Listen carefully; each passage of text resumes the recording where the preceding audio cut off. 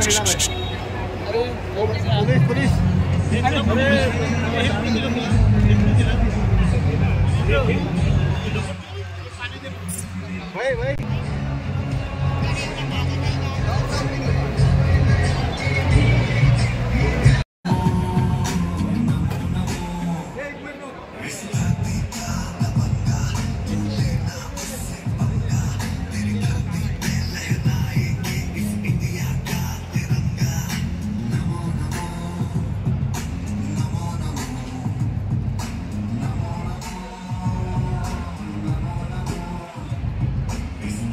भाई फडणवीस नारायण राणे साहेब थोड्याच वेळात या ठिकाणी येणार आहेत। आपण जोरदार त्यांच्यासाठी जोरदार टाळ्यांनी त्यांचं स्वागत करणार आहोत।